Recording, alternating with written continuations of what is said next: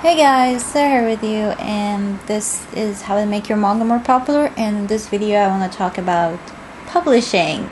So there are two types of publishing, e-publishing and print publishing. In print publishing there are two types. There is self-publishing and publishing with printing houses. Let's talk about self-publishing in this video.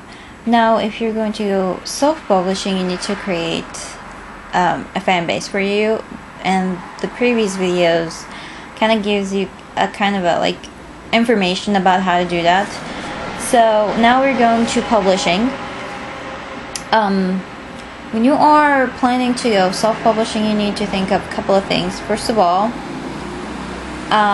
the money that you're going to have to pay for the publishing materials, which happens to be the paper, the ink, the glue, the materials that would be used in the cover, anything about a book, and that will be usually a little bit, will cost you a bundle of money, because I don't know if this works in all countries or not, but at least here in Egypt, if you're going to go to publish a book, there are publishing houses that will tell you the least amount of books that I can publish for you is 500, because that's what the machine is programmed to, and I cannot publish less than that. Like, for example, I wanted to publish 10 or 20 books and kind of show them to my friends first before I go and publish hundreds of books.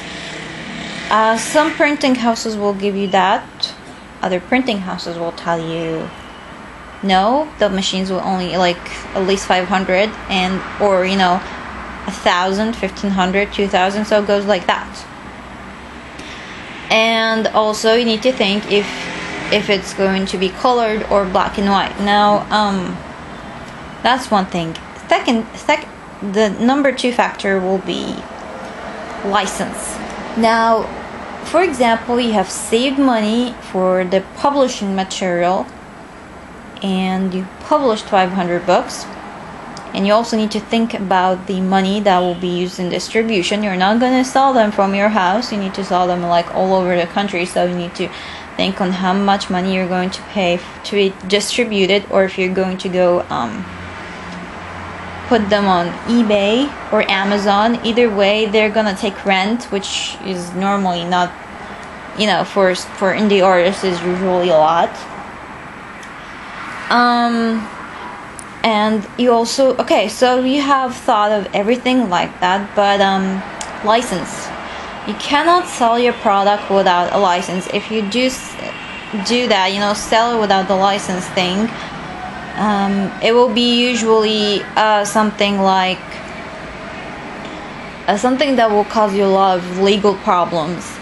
You might, here in Egypt, you might end up in jail if you go and sell a book that's not that doesn't have a license. So that's how big it can be if you don't get the license. In some countries, licenses are really hard to get. Like here in Egypt, you need to go to get them from the UK, and the UK kind of gives you the approval that you can publish here in Egypt.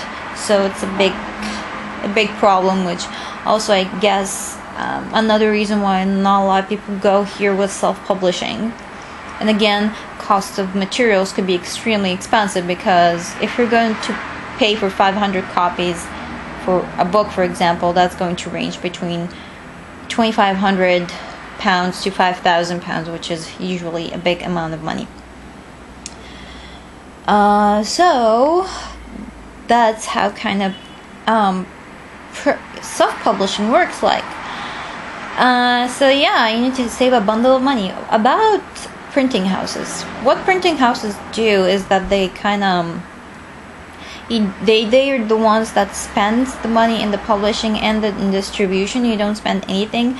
They just tell you, in exchange for us publishing your work, we're gonna put our name of our publishing house on your magazine or comic, and other than that, you don't pay anything. You gain money from them. But it's not easy to go to print publishing houses to kind of get a publishing deal with them. You need to be extremely popular or extremely talented. But you know, the first couple of videos when you can build up a fan base for you. Maybe if you build the fan base that will be big enough that notice your work and present that to the publishing house, you might actually get an interesting publishing deal, because these guys are not stupid. They know that you have an audience that like your work, and they will be publishing for you. And that's what kind of happened with Mark Curley. After they saw him on YouTube and how much he's popular, he got kind of, I would say, a very good deal with Dark Horse. And yeah, he's doing pretty well at this point. But Mark Curley, again, is kind of a guy who spent a lot of time in the comic field. But still, creating and building up your own audience will help you definitely if you're going for publishing houses. Also, publishing houses have the license to publish. They have it. They will give you that license, so there is no problems whatsoever, no legal issues or anything. So what should you do? Well, try small publishing houses. That's my advice to you at this point. But if you want to self-publish, I won't say anything to you except that you need to kind of save a lot of money for that.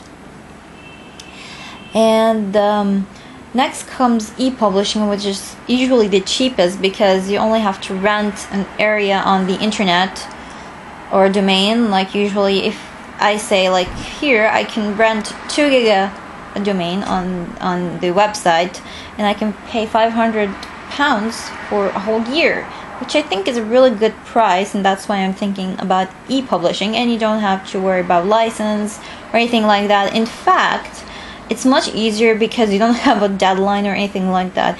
And when you put your work on the site, on your site, there will be lots of advertisings around. Usually it's those free memos and those, any kind of website you go in, and there are advertising all over the place. This is how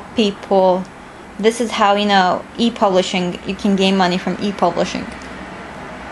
So you only have to pay like little money. You don't have to worry about license. You don't have to kind of worry about materials and all that and distribution. In fact, it will be open for free, and best things in the world is for free, and you'll gain a little extra money.